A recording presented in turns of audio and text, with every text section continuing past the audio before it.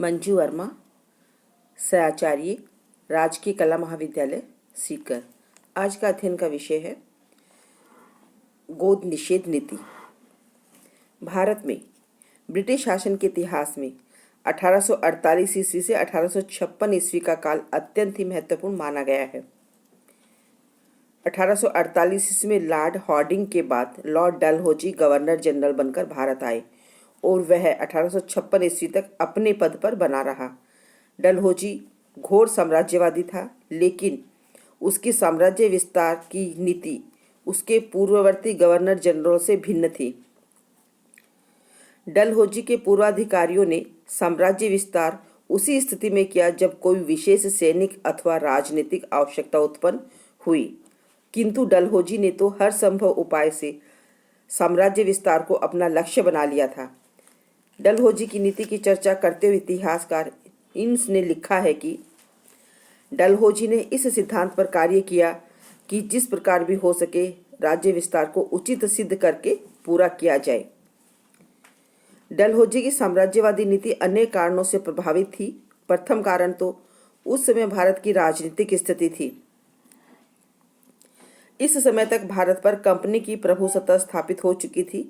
भारतीय राज्यों की तो यह स्थिति बन चुकी थी कि कंपनी बिना युद्ध किए जरा सी धमकी देकर अपना आदेश बनवा सकती थी।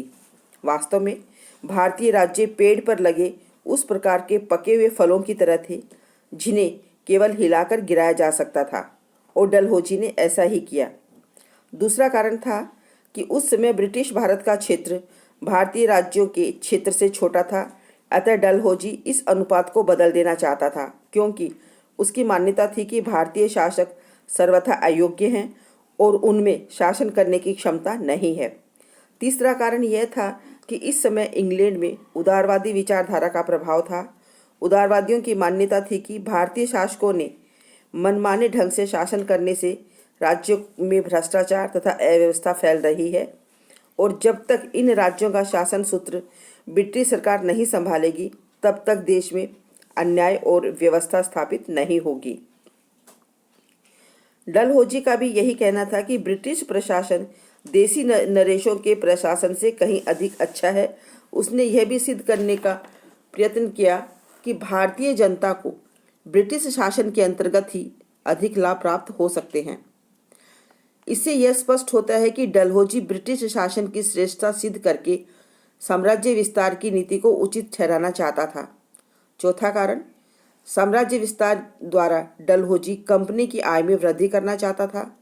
डलहौजी अपनी कुछ सुधार योजनाएं लागू करना चाहता था और इसके लिए उसे धन की आवश्यकता थी। अंतिम कारण यह था कि इस समय औद्योगिक क्रांति चल रही थी। ब्रिटेन के उद्योगों के लिए कच्चे माल की आवश्यकता थी और कच्चा माल भारतीय राज्यों से आसानी से प्राप्त हो सकता था। इन सभी कारणों के अतिरिक्त डलहौजी का स्वयं का चरित्र और महत्वाकांक्षी होना ही साम्राज्य विस्तार की नीति के लिए उत्तरदायी थी। जब वह भारत आया था उस समय वह 36 वर्षीय नौजवान था। इससे पूर्व कोई भी इतनी कम उम्र में इस पद पर नियुक्त नहीं हुआ था।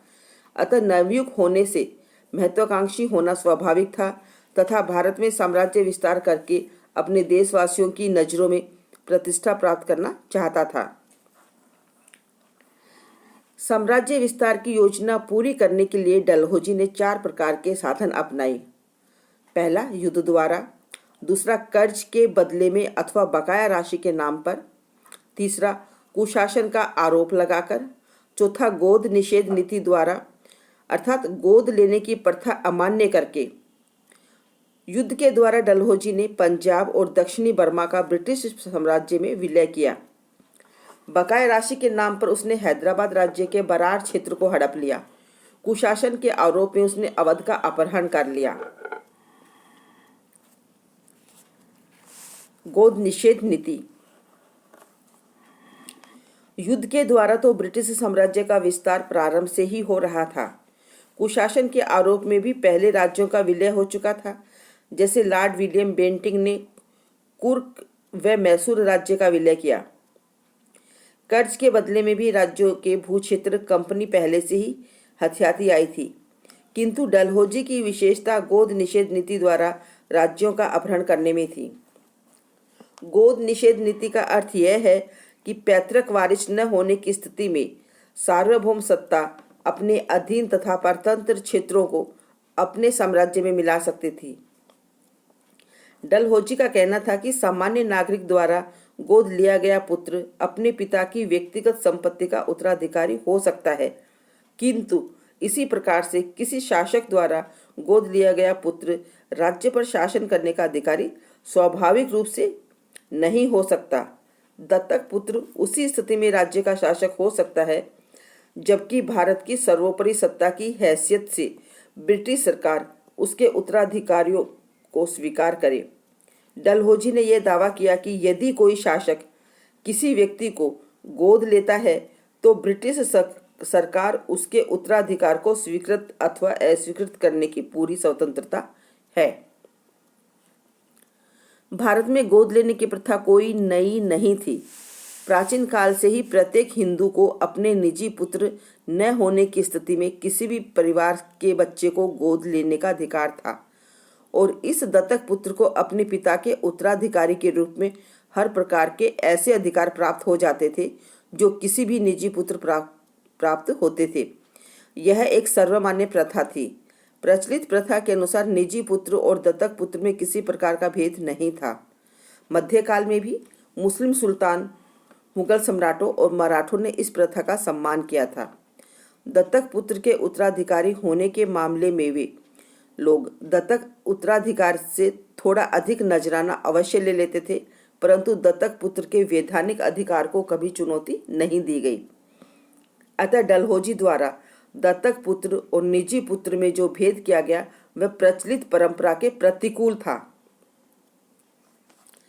स्वयं ईस्ट इंडिया कंपनी गोद लेने की प्रथा को स्वीकार करती थी। 1825 ईस्वी में ब्रिटिश सरकार ने यह घोषित किया था कि प्रत्येक सत्ताधारी को हिंदू कानून के अनुसार लड़का गोद लेने का अधिकार है और अंग्रेज सरकार इस अधिकार को स्वीकार करने के लिए बाध्य है। 1826 से 1848 ईस्वी की अवधि में 15 भारतीय शासकों को गोद लेने का अधिकार दिया गया अथवा उनके द्वारा गोद लिए गए लड़कों को उनका वैधानिक उत्तराधिकारी स्वीकार किया गया। ऐसा प्रतीत होता है कि 1831 ईस्वी के बाद कंपनी सरकार की नीति में थोड़ा परिवर्तन आ गया था। आरंभ में यह कहा जाने लगा कि अधीनस्थ शासकों को गोद लेने से पूर्व कंपनी सरकार की स्वीकृति ले लेनी चाहिए। फिर यह मत प्रतिपादित किया जाने लगा कि कंपनी की परिस्थितियों के आधार पर भारतीय शासन की गोद लेने की प्रार्थना को स्वीकार अथवा अस्वीकार करने का अधिकार प्राप्त है। 1834 ईस्वी में कंपनी के संचालक मंडल ने भी इस विषय पर नीति तय करते हुए लिखा था कि यह साधारण नियम नहीं होना चाहिए, यह मान्यता हमारी विशेष कृपा के रूप में ही होनी चाहिए, सामान्य परिस्थितियों में नहीं। 1848 ईस्वी तक गोद लेने के संबंध में कंपनी सरकार की नीति अधिक स्पष्ट नहीं रही। अनेक अवसरों पर कंपनी ने भारतीय शासकों द्वारा गोद लिए गए लड़कों के उत्तराधिकार को पूर्णतः स्वीकार कर लिया, जबकि कुछ अवसरों पर उसने विरोध भी किया। कुछ अवसर ऐसे भी आए जबकि शासक किसी बच्चे को गोद लेने से पहले ही मर गया और उसकी मृत्यु के बाद उसकी विधवा ने किसी को गोद लिया और कंपनी ने उसके उत्तराधिकार को भी मान्यता प्रदान कर दी। उदाहरण था 1827 में दौलत राव सिंधिया की मृत्यु हो गई। उसके कोई पुत्र नहीं था और उसकी मृत्यु से पूर्व वह किसी बच्चे को गोद नहीं ले पाया। उसकी मृत्यु के बाद उसकी विधवा बैजाबाई ने जनकोजी को गोद लिया और कंपनी ने उसके उत्तराधिकार को मान्यता दी। 1848 ईस्वी में जनकोजी की मृत्यु हो गई। उसके भी कोई पुत्र नहीं था। उसकी मृत्यु के बाद दौलत राव की विधवा ने जयाजी राव को गोद लिया और इस बार भी कंपनी ने उसके उत्तराधिकार को मान्यता प्रदान की। परंतु दूसरी तरफ कुछ ऐसे उदाहरण भी देखने को मिलते हैं जबकि कंपनी सरकार ने गोद लेने के अधिकार को स्वीकार नहीं किया। उदाहरण है 1835 ईस्वी में झांसी के राजा रामचंद्र की मृत्यु हो गई। उसके कोई पुत्र नहीं था और मरने से पूर्व उसने एक लड़के को गोद लिया, परंतु उसके लिए उसने कंपनी से स्वीकृति नहीं ली। उसकी मृत्यु के बाद दत्तक पुत्र के उत्तराधिकार को नहीं माना गया और मृत राजा के चाचा रघुनाथ राव के उत्तराधिकार को मान्यता दी गई। 1841 ईस्वी में जब कोलाबा के शासक राघोबाजी ने कंपनी सरकार से बच्चा गोद लेने की स्वीकृति मांगी तो उसे मना कर दिया गया और उसकी मृत्यु के बाद उसके राज्य को अंग्रेजी राज्य में मिला लिया गया। इस प्रकार मांडवी के छोटे से राज्य को भी अंग्रेजी राज्य में सम्मिलित कर लिया गया। इससे स्पष्ट होता है कि डलहौजी के पूर्व गोद लेने के अधिकार के बारे में कंपनी सरकार किसी सुनिश्चित नीति का निर्माण नहीं कर पाई थी। डलहौजी ने गोद लेने की प्रथा के बारे में अधिक उग्र नीति का सहारा लिया। फिर भी उसने प्रत्येक देशी राज्य के संबंध में एक समान नीति नहीं अपनाई। उसकी नीति को अवसरवादी कहा जा सकता है क्योंकि उसने जिन आधारों को तैयार किया था वे स्पष्ट थे और उनके बारे में अंतिम निर्णय लेने का अधिकार कंपनी में निहित था। उसका मुख्य आधार स्वयं उसी के द्वारा देशी राज्यों को किया गया वर्गीकरण था। उसने समस्त भारतीय हिंदू राज्यों को 3 श्रेणियों में विभाजित किया: स्वतंत्र, मिश्रित और तीसरा अधीन। स्वतंत्र राज्यों की श्रेणी में उन देशी राज्यों को रखा जो भारत में कंपनी की सत्ता की स्थापना के समय अस्तित्व में थे और जिन्हें आंतरिक प्रभुसत्ता प्राप्त थी तथा जिनके साथ संधिया करते समय कंपनी ने उनकी स्वतंत्र सत्ता को स्वीकार किया था। आश्रित श्रेणी के अंतर्गत उन राज्यों को रखा गया जो आरंभ से ही किसी न किसी सत्ता के अधीन थे और जो कंपनी के साथ संधि करने से पूर्व मुगल सम्राट अथवा पेशवा के खिराज देते थे। उदाहरणतः जैसे झांसी का राजा पेशवा के अधीन था। तीसरी श्रेणी के अंतर्गत उन राज्यों को रखा गया जिनका निर्माण ही कंपनी ने किया था अथवा कंपनी की मदद के द्वारा जिन्हें पुनः संगठित किया गया। जब इंग्लैंड में डलहौजी को गोद निषेध नीति की आलोचना होने लगी तो उसने ये स्पष्टीकरण दिया कि उसका इरादा सभी राज्यों पर इस नीति को लागू करने का नहीं है। पहली श्रेणी के स्वतंत्र शासकों को गोद लेने का अधिकार है और गवर्नर जनरल इस अधिकार को मान्यता प्रदान करता रहेगा, परंतु दूसरी और तीसरी श्रेणी के राज्यों पर यह नीति लागू की जाएगी और ऐसे राज्य के शासकों को गोद लेने का अधिकार नहीं दिया जाएगा और उनके राज्य कंपनी राज्य में सम्मिलित कर लिए जाएंगे। वस्तुतः डलहौजी का यह वर्गीकरण बहुत ही स्पष्ट और पेचीदा था और किस राज्य को किस श्रेणी में रखा जाए इसका निर्णय गवर्नर जनरल की इच्छा पर निर्भर था।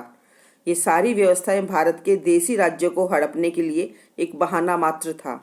उदाहरण के लिए राजस्थान के करौली राज्य को हड़पने के लिए डलहौजी ने दूसरी श्रेणी में रखा, परंतु कंपनी के संचालक मंडल ने उसे पहली श्रेणी के अंतर्गत माना, जिससे करौली राज्य बच गया। इससे स्पष्ट है कि यह वर्गीकरण डलहौजी ने अपनी हड़प नीति के औचित्य को सिद्ध करने के लिए बनाया था। आज के व्याख्यान में इतना ही।